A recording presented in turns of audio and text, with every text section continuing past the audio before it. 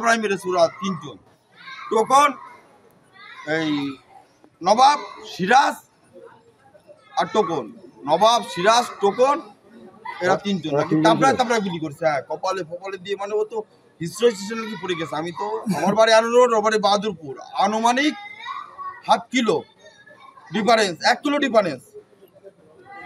আমি খবর পাইছি তাই আইছি এখানে এসে যেটা শুনি এই যে ইমার্জেন্সিতে সেটা আমি আপনাদের বলছি যে নাকি তাপড়ায় তাপড়ায় গুলি করেছে। আলিয়াও বলেছে ভাই আপনি যাই করেন আসলে আমরা মিলে মিলে থাকি, দরকার নেই ভাই। কিন্তু নবাব বলেছে সোরের বাচ্চা ঘোরার পরে তার ঘোরার অবর্তমান করিস কয়ে নাকি গুলি করেছে, কপালে দুটো গুলি করেছে।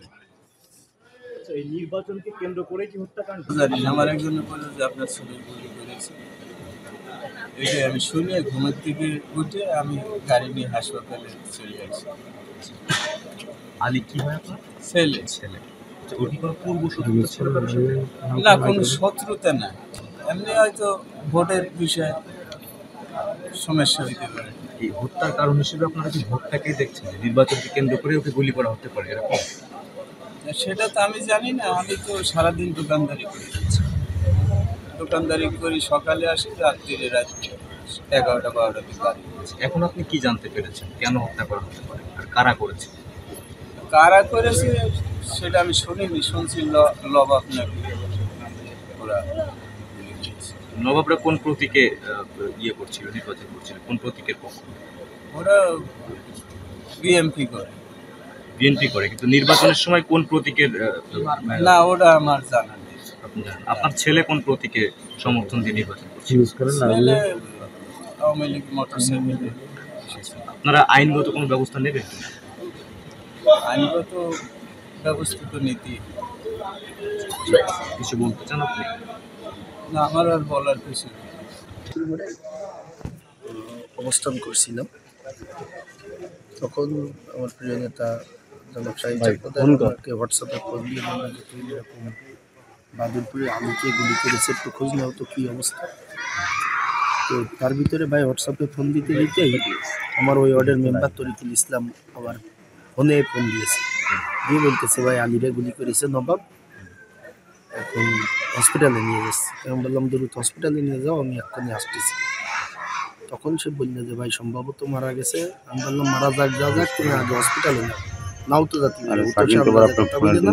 হসপিটালে নিয়ে যাও, আমি আসতেছি। তো তখন হসপিটালে নিয়ে আসলো, আবার পরে আমি রোডে আসতেও আবার বললো যে ভাই মারা গেছে। এই তখন আমি এসে পৌঁছলাম, অবস্থায়।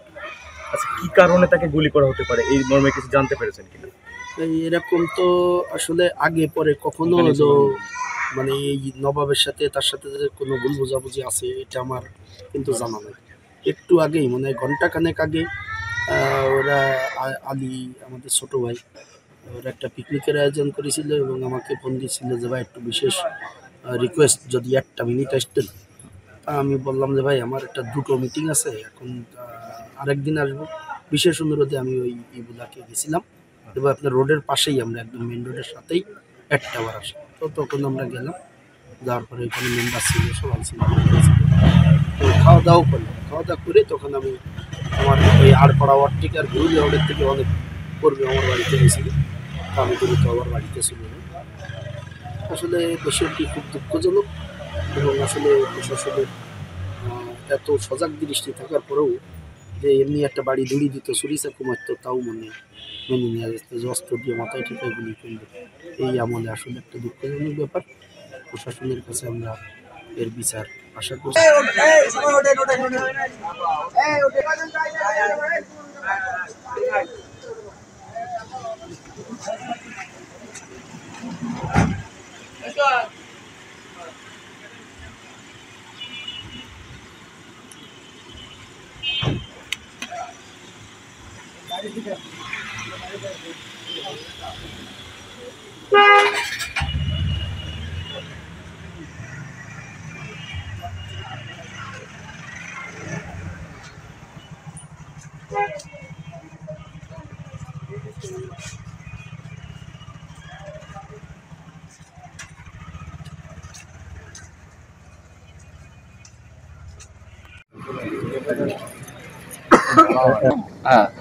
বলেন।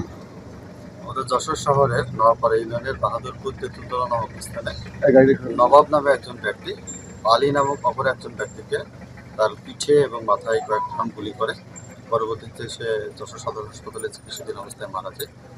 আমরা ইতিমধ্যেই জেনেছি তার মৃত্যু কারণ সম্পর্কে অথবা হত্যার কারণ সম্পর্কে। তাদের উভয়ের মধ্যে জমি জমা সহ বিভিন্ন বিষয় নিয়ে পূর্ববর্তী বেশ কিছু বিরোধ ছিল, সেই বিরোধকে কেন্দ্র করেই এই হত্যাকাণ্ডটি সংঘটিত হয়েছে। এ বিষয়ে আমাদের পুলিশি তদন্ত অব্যাহত আছে। তদন্ত শেষে আমরা এই বিষয় সম্পর্কে আরো বিস্তারিত বলতে পারব।